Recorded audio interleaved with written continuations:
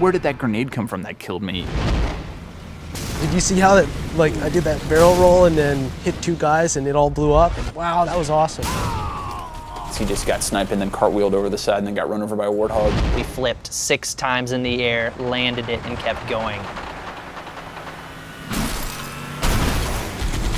So it's sort of fun that with save films, that single bullet that comes in that's actually gonna kill you, that hits, then to actually watch blood start coming out and to see the guy get shot back, to watch that in slow motion and to see, look how cool that ragdoll is, look how cool this particle system is, look how cool that looks. It's just fantastic, and it's really fun to see. People can't make things up now. They can't lie about what happened in the game last night. They can't exaggerate. Save film essentially is an automatic replay of every game you play. Fly anywhere you want to in the map, pan around, check things out. The amazing thing about save films is that you can actually relive any moment that happened at any time and look at it from any angle. If you're not quite sure, how did they actually get the flag out of our base when we supposedly had 3 guys guarding it? Now it's easy to go back, watch the film, see what they did.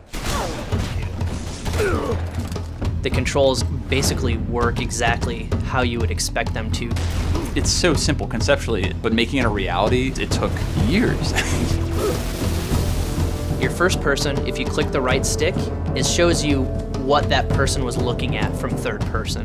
The other option you have while you're following someone in third person is to break out into a orbiting cam. So anytime you hit the right stick, you automatically move out into this orbiting camera and you can zoom in and out. I'll say it. I did not know that the Warthog actually had like an internal like dash lights and crap. And so then like I'm flying around and I'm like, wait, what? Like there's actually like lights in here? There's 2 ways to rewind. You can either press left on the D-pad, which is a shortcut, or you can bring up the control pad, highlight the back button on the control pad, press A, and you'll rewind that way. Every time that someone rewinds in a save film, I hold my breath because there's like, it's like God reaching in and being like, make magic happen, and then it magically just keeps working. Like, the complexity of that system is so insane.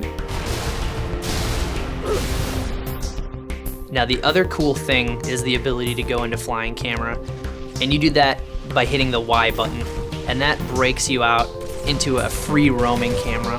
You can watch it from above and you can see what you did, maybe get a perspective where you can actually see the impact of that grenade you threw and zoom in really closely on the action that happened after that.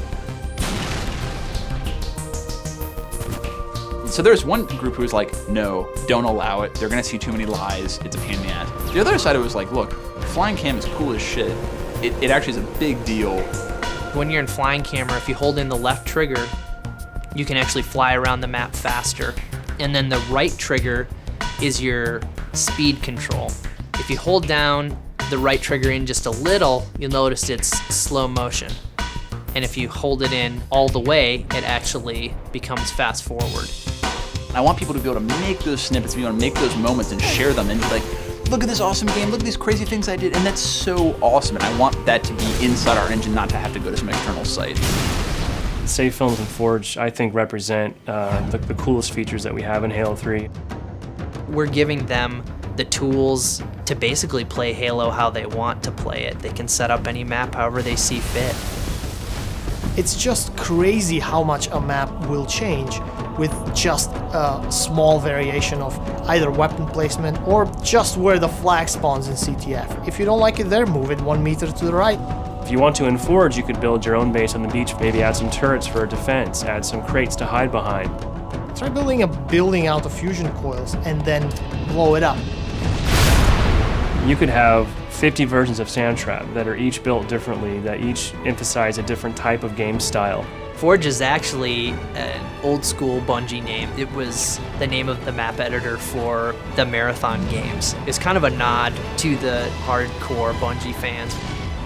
One of the guys on your team is this partially omnipotent little monitor flying around, dropping weapons for you and holding crates to block enemy fire, picking up your Scorpion and carrying you to the other side of the map. It's like the hand of God that has come and picked up this large vehicle and started slinging it around right in front of this guy's face. Your buddy can drop a bubble shield in front of you, now instantly you're protected.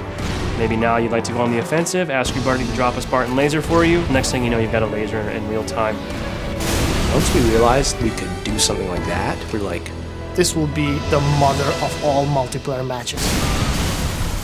You can manipulate everything on the map. It's not just weapons and grenades and vehicles. It's spawning. It's where the flag sits. It's where the turret sits. It's every single object in the level.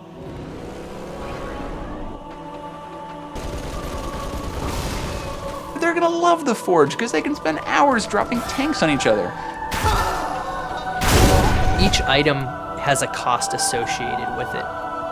You have only so much Halo currency to spend on a particular map. Yeah, I've joked that people are gonna take our maps that are broken and within a week they're gonna fix them because they're actually gonna make the real version of like, hey, you know what, Bungie, your version of territories in this level sucked and here's the real one. we're not really sure what people are going to do.